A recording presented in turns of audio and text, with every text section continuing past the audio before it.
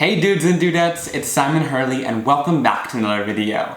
In the past, I've done a video that you guys really enjoyed on all of my most favorite card making tools that were a little bit more of an investment in my craft room. So they were a little bit more expensive, but I found that they were really worth the price. And today, I'm going to be going over some of my favorite, more inexpensive craft room tools that still are absolute game changers, but aren't as much money on the price point. Now, a lot of these are basic necessities, but I'm going to share the exact product that I love from each category because it took me going through lots of different products to find these exact ones. By the way, all the shopping links will be down below to all the products I share. That helps support me at no extra cost to you, so I really appreciate it. And without further ado, let's get into it.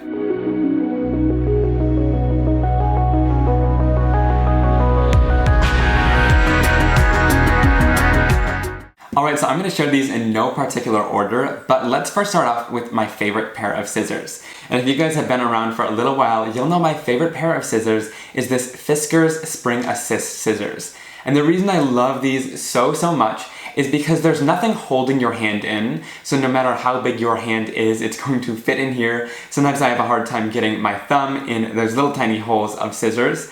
And then also, this spring makes it so easy to go in and fussy cut images and not have your hands get tired when you're doing it. They're really sharp scissors, so you can really cut through things very easily. And I find that this part is nice and thin too, so you can round corners and get in really little details when you're fussy cutting. So these have helped me out a ton. They are by far my favorite scissors, and then when you want to go on the go, all you do is close them up and lock them like this. I think these are around $10 to $12, but they are totally worth it. I've had my pair for a couple of years and haven't had to replace them since. Yo, the next tool I have to share is an anti-static powder tool. This thing has saved my life so many times. This is great for when you are embossing. You want to lay this down first and it's going to get rid of any static or cling that your fingers might have had on the paper, so it makes your embossing a lot cleaner. Now sometimes this tool can be a little bit messy, especially on the edges of the bag, so I'll link up in the top right corner of a video that I showed a bunch of different life hacks, but one of them was putting a clip on this so that it gives you a nice easy handle so your fingers don't get all dusty, but it also contains the mess a little bit more. But this is a lifesaver when you're doing embossing, and I love doing different emboss resist techniques. Now these Literate Fineliner pens are my absolute favorite for when I make a mistake when I'm stamping. These have saved me so many different times. I believe they come in a pack of 5 and all different sizes. So here is the 0.1 tip. You can see that thing is tiny, and then here is the 0.9 tip, and there's a whole variety inside of that pack. So you can kind of fill in any stamping marks if you've missed any. One thing I like so much about these Fineliner pens is that they are both Copic or alcohol marker friendly, so you can see I can go in there and it's not going to bleed. And I also like it because I'm going to go in with a little bit of slippery when wet, and I'm just going to go in and kind of paint this down, and you can see these lines are not moving. So it's both Copic friendly and waterproof ink inside of those pens, which is super helpful. So no matter what you've stamped or what you're coloring on top of it with, these Fineliner pens are so amazing. So here is that 9, and then here is that 1. So it is so small, and you can get really thin lines or super thick lines depending on which marker you use. And like I said, there's lots in the pack to choose from. These have been a game changer when it comes to stamping poorly, which I do a lot. I fix the sentiments with the smaller ones, and sometimes I do the images with the larger line. You guys just saw me go in with this watercolor brush, so I thought I would share these next. I'm not a huge fan of spending tons of money on brushes. I just don't think it's necessary sometimes. This is a pack of Ranger artist brushes, and like I said, again, it comes with a lot more brushes than this, but I keep my most used supplies on hand, and these are the brushes that I reach for the most from the pack. So they are at a great price point. There are some thinner rounds and some larger flat brushes. I tend to use the smallest round the most for watercoloring. When I first started card making, I used to use water brushes, but I found I got a lot better control with a brush like this and using water on the side. So I'm just going to dip into a little bit of water on the side and then go into my ink here, and you can really see how much control you can get. You can go darker, and then you don't have to worry about how much water you're adding down because you can really grab the water yourself and go in and paint things down. So I found I got a lot more control with these brushes, and I really like the tip of this. It hasn't worn down, and like I said, again, I think I've had this pack for a year, and if you do ruin them, they're not a ton to replace. Now, I'm not always the best at cleaning my stamps right away. Sometimes they sit on my desk for a long time, and with this, you're going to want a really good stamp cleaner. Now my Simon Hurley Create ink can be just cleaned off with water, but if you're using a more permanent ink like I do for all my sentiments and outlines, I use the Archival Jet Black ink for all of that since I do lots of watercoloring. And you want a really good cleaner for that. Now some cleaners on the market I find can kind of ruin your stamps. I've heard lots about some of the harsh cleaners that don't really work. But one of my favorite cleaners is the Archival Ink Cleaner. Now this is made for the archival ink. I found that it takes that stuff off really well, and it also takes different stains off, like say if I use the ink on my Misty or things like that, I'll go in and clean it off with this cleaner, and it works really well to get gunk off the surface. So I'm just going to go in, this is one of my stamps that I haven't cleaned in a little while. I'll go in with the dauber top that's on top of this. I'll let it kind of sit there for a second, and then I'll go in with a microfiber cloth and kind of rub that ink off of the surface.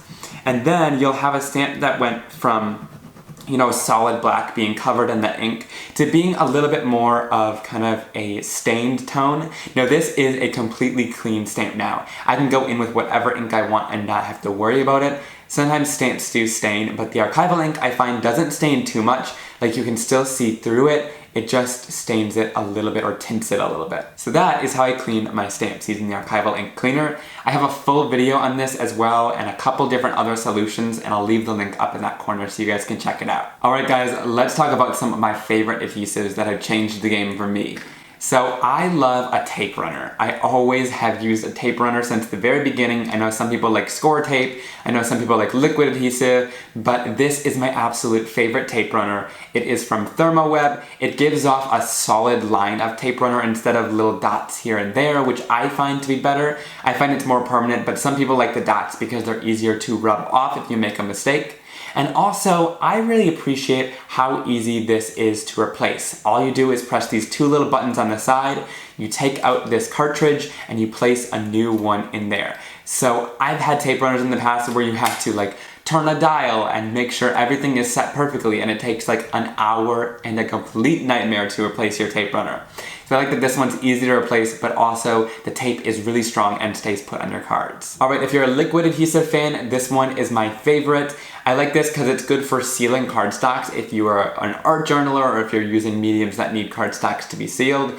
This is a really good sealant, but also a very strong glue for different embellishments. So I still use this stuff for embellishments and things like that, but if you are going to use it to adhere surfaces together and use it kind of in place of a tape runner, you totally can do that as well. I just find it's really nice, and I like that it dries matte because you really can't see it once it is all finished drying. Alright, the last thing is this masking tape called purple tape, where it doesn't rip your cardstock when you place it down. I like this because it's kind of like waterproof too, so I've really enjoyed using it over the past couple of years, and it comes in two different widths. Now I know Therm is kind of changing their whole thing, making it a little bit less tacky, and you'll see the new purple tapes have different like logos on it as well, so I still have to test that out. I'm almost to the bottom of this purple tape, so I'll be purchasing a new one and testing it out to see if I like that. I'll also link down below to a new product from Scrapware.com called Mint Tape that I know lots of people have been having success with as a great masking tape that doesn't rip your cardstock. Alright, now I'm linking this in with adhesives and things like that because it really has been a game changer for me. I know in the past I've said how much I don't like masking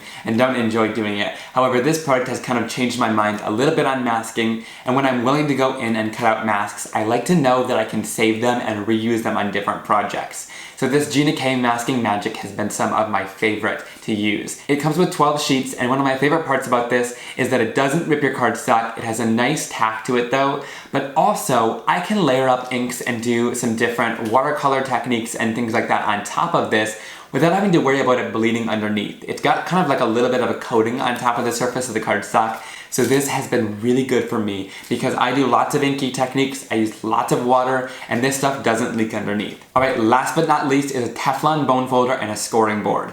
Now I don't have the scoring board with me, it's all packed, but this Teflon bone folder has been an absolute game changer for me over the years. Trying to go in and crease your cardstock down and fold it without a scoring board or a Teflon bone folder really doesn't do it justice. It makes kind of this messy fold and is really difficult to keep closed. But this bone folder, even without the scoreboard, really is super helpful to just get a really nice and crisp clean fold. But the reason I like the scoring board along with it is because then there's no guesswork. It's going to evenly fold every single time. But you can also do a lot of intricate, more fun folding gatefold cards and things like that because you have those score lines that you can go down and create really easily on the scoring board.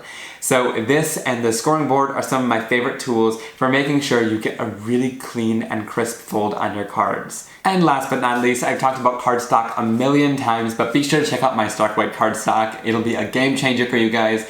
I'll link up in the top right corner to here where you guys can see my last video where I talked about the Stark White cardstock and the difference between it and other cardstocks on the market and how it's really going to work well with your stamping, ink blending, and watercolor techniques. So I like to share that as well. Alright guys, I hope you enjoyed this video as kind of a remake but a little bit more inexpensive tools in the craft room. So now you know my favorites that are a little bit more expensive and a little bit more inexpensive, and you guys can kind of work and see what tools work for all of you. Be sure to leave me a comment down below if any of the card making tools that I share in today's video were some of your favorites, or share some of your favorites down below. I'd love to hear from you guys and what you all love to use. Be sure to give this video a big thumbs up if you enjoyed it. Click that subscribe button down below to never miss another card making and crafting video like this one from me, and I'll see you guys very soon for another video.